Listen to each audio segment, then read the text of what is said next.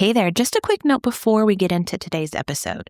Are you tired of staring at a blank screen, wondering what the heck you're going to talk about this week on your podcast? Or even worse, wondering if your episodes are even helping you get clients? What if I could take that planning off of your plate for the next 3 months?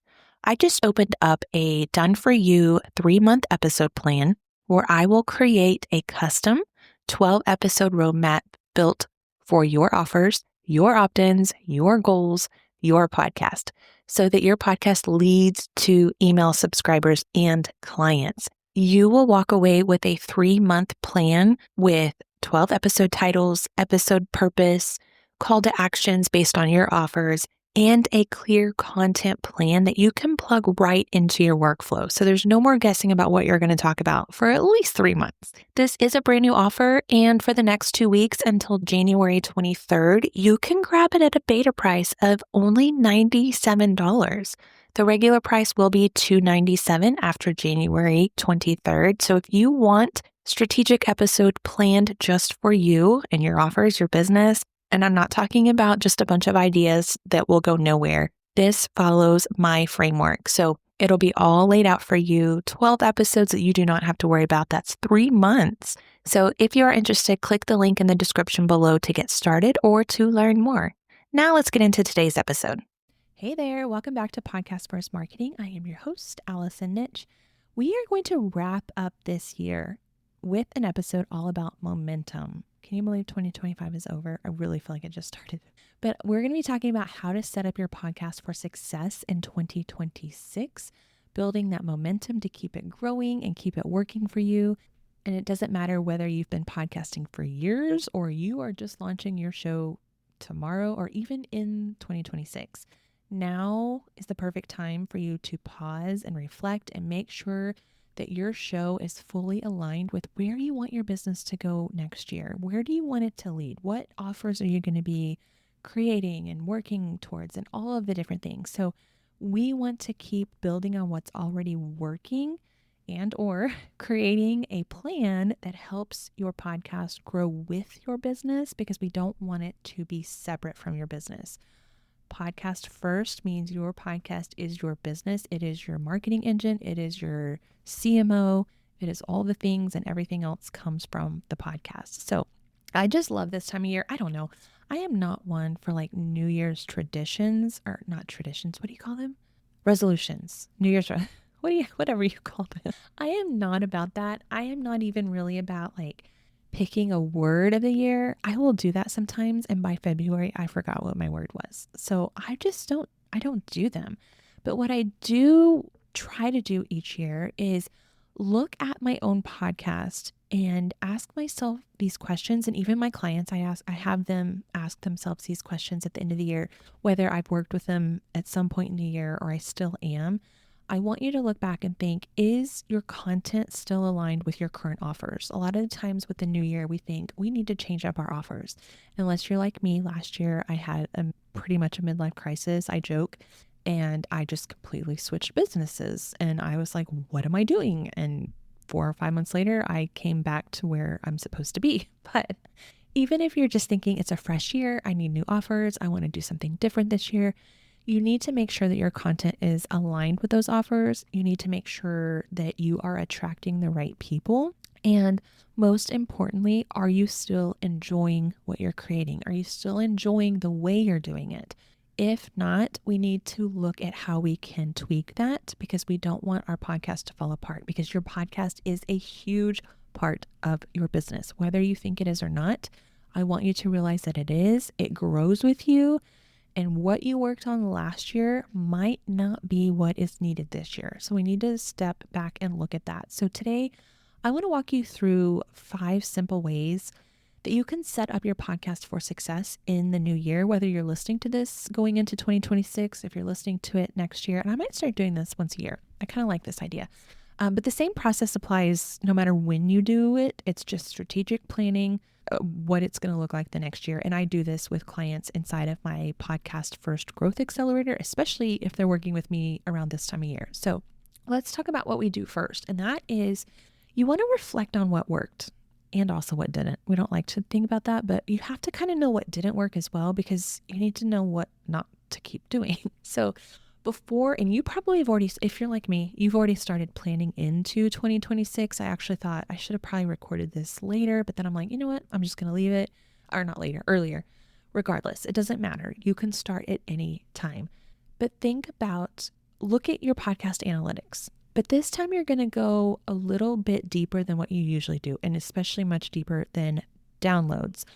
And I will link the episode that I talk about the metrics that you should be looking at. But I want you to look at these metrics, not just like we usually do month after month. This is when you're going to go, and this may take you a while to do because you need to compare year to year. So if you're new, you won't have this yet, and that's okay. But you want to ask yourself, which episodes from the year got the most engagement? Maybe it wasn't even in the numbers that you can see. Maybe it sparked conversations. Maybe it sent so many people to your DMs or emails telling you about it. You want to keep track of those things because it's going to help you thinking about what you want to create moving forward.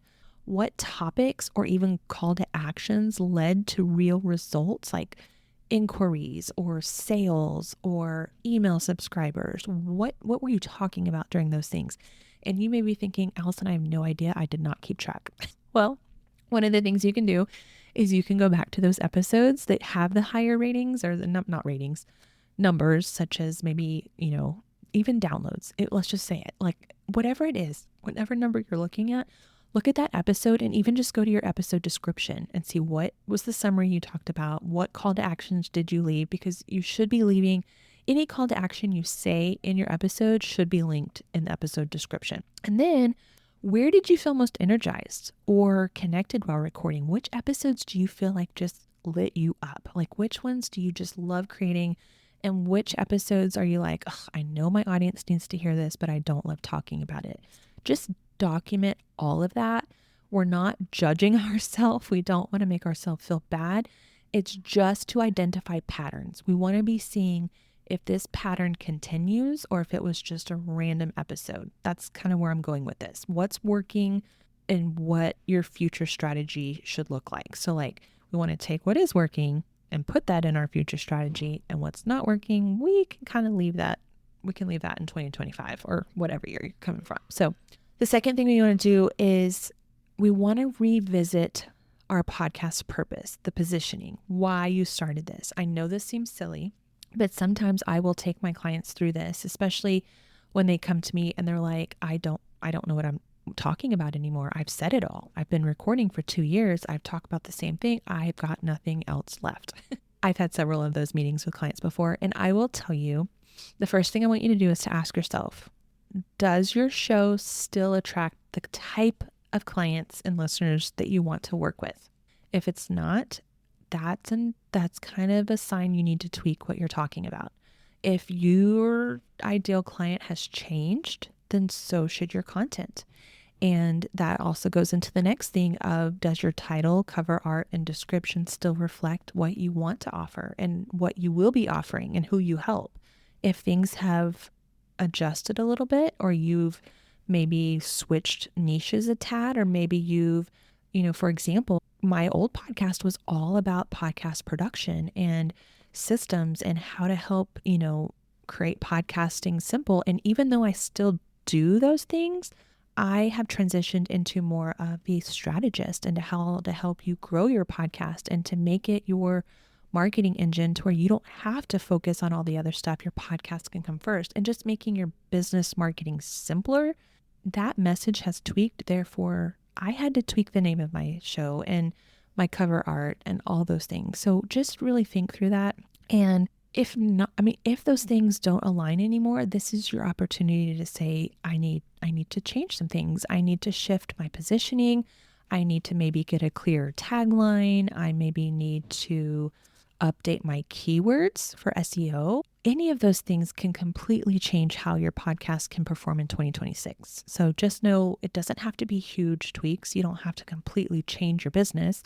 Just even making little messaging tweaks, that's going to make a big deal. So I help clients with this in my Podcast Versus Growth Accelerator. We reposition shows all the time. This is something that is often the biggest light bulb moment it happens. So please feel free to reach out to me.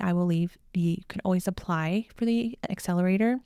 We just hop on a call and make sure it's a good fit, and I can walk you through more information about that, but I'll link that below. But that is something we can look through. Like, how can we get your podcast back on track and focusing on it growing your business?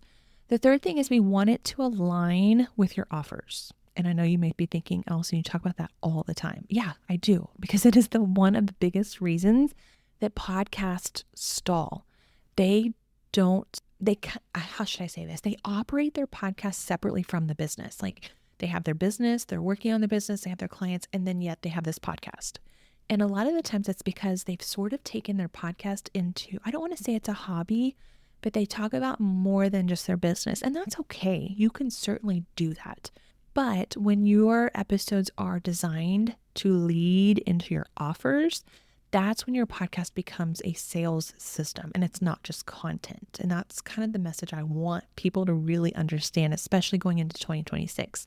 So map out your offers and plug them into your, I don't know if you have a content calendar, whatever you have. So if that's your freebies or whatever you might have that's a very minimal entry level, that's going to catch your early stage listeners. They're just finding you. They don't know you. They still need to learn to trust you type thing. Then you can have either, I don't know, maybe it is your higher offer, whatever it might be, but it gets people ready to work with you. Like, you're talking about your offers in a way that make them understand what you do and how you can help them. And that's going to serve the ones who are ready for the transformation that you provide. And when you know what you're leading to, when you know what offers you're talking about, I mean, the content practically plans itself. I mean, I'm talking right now about, I don't know, how to plan. So I needed to have content that teaches you how to do that. So once you know what you're talking about, the content becomes so much easier. So that's the biggest thing right there, is it has to align with your offers.